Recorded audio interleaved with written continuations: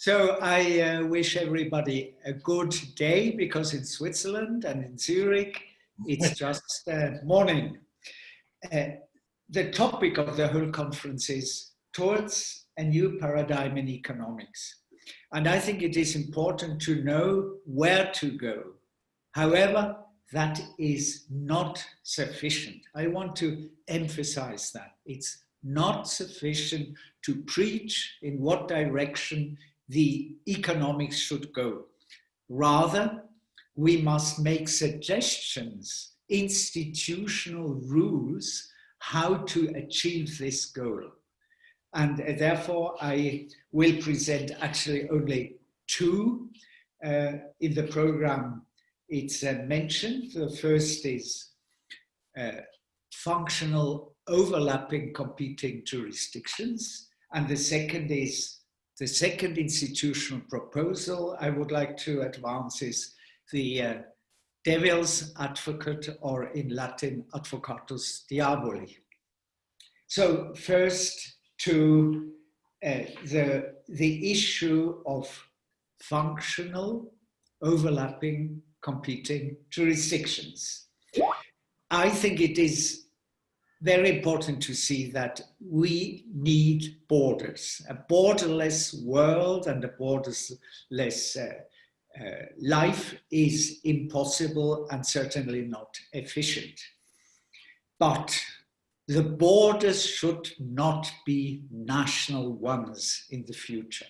I think that is a huge mistake, that the world goes on within the nations we have. These nations have brought us so many terrible consequences. If you look at the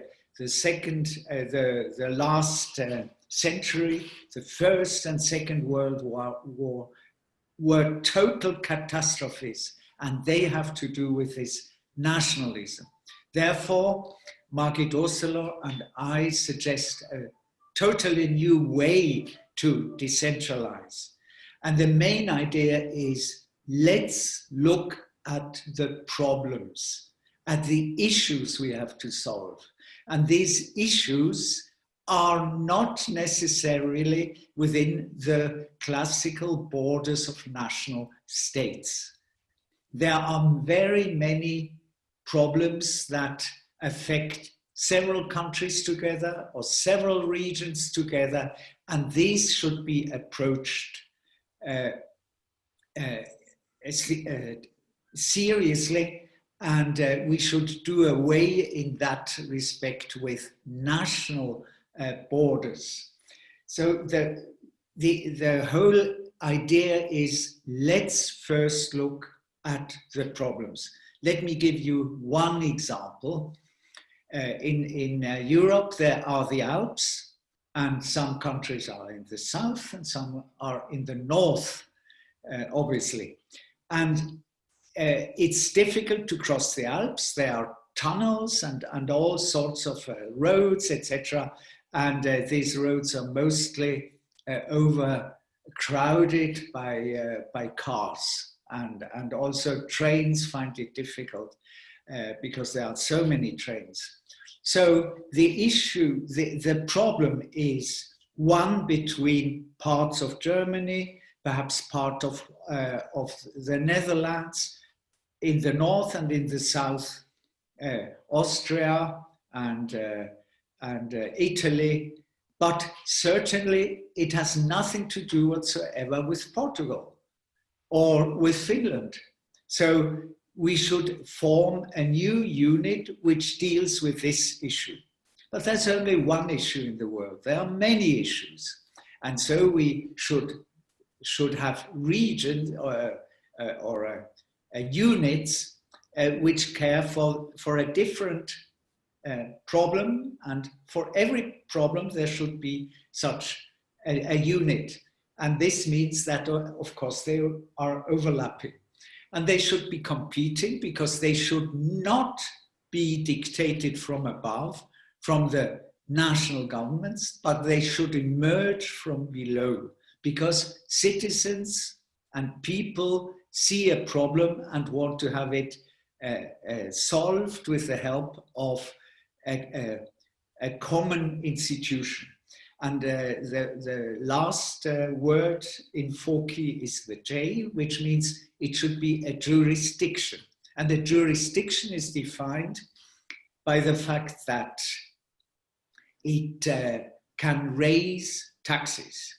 I think all decentralization has absolutely no effect, is totally useless if the units do not have their own taxes with which they can finance their expenditures without asking the central government to give them money, because then they only have to run to the central government to raise the money. If they have their own tax source, this is not necessary. So you can see that this new institutional idea is quite different from the normal suggestions or proposals for decentralization. Now it's interesting that the Catholic Church already knows that. And if you look at the Catholic orders, for instance, the Jesuits, the Dominicans, the Benedictines, or the Premonstratensians, they are not committed to a particular nation, but they have a completely different organizational borders. And that is very good indeed.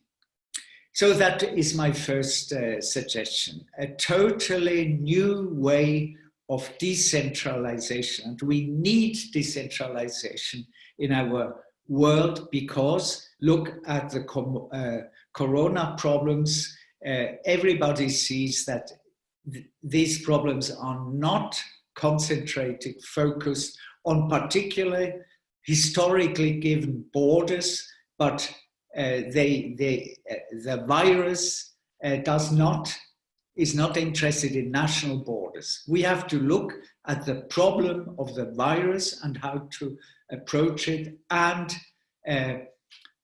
construct the units, the regional, the geographic units accordingly.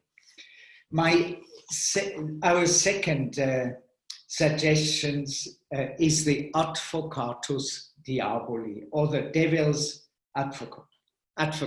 If you have a board, people are very often reluctant to promote a different idea because they very well know that they run into trouble and it is costly and much of it has no effect whatsoever. In a normal board, there are very often people who think similarly, and if somebody else does not agree, it's very likely that she or he does not raise his or her voice.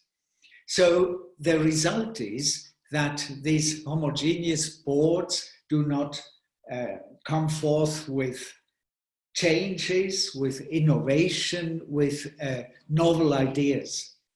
Now, what we suggest is that there is one or two persons in each board which has the task, the official task, to argue against the common ideas in the board. It is really a task. They have to do that. And it's clear for every decision taken by a board, there are positive, but also negative effects. And these negative effects should also be raised. Now again, I can go back to the Catholic Church, which very, very early and through hundreds of years used that principle, namely in the sanctification process. Of course, the board that should make a decision whether a person should be a saint of the Holy Catholic Church. These are all people who think, yes, this person should be promoted to this to sainthood. But the Advocatus Diaboli is a person which has the task to find out whether this person has negative, has had negative features, and a human being has negative features. Therefore, it's important to compare the great things a possible saint has achieved, but also to see how important are the negative sides. And that is, of course, of great interest to the church as a whole, because it would be very bad for the church if it would raise people to sainthood who do not really deserve it. So the Catholic Church has had very good experiences with this system, but unfortunately, Pope John Paul II stopped this institutional practice, though I think that it is very good. So I totally realize that my approach to find out what the new paradigm in economics should be and will be is totally different from what I have read from the other contributors. But I think it is very important that we do not only speak about what the direction should be in which the future economy should go, but also to have real practical suggestions how to do that. And these two suggestions of the new federal units and the Advocatus Diaboli is a contribution in this direction. For me, good institutions are the really important thing we must have in the future in order to have an economy that is really beneficial to society. Thank you very much.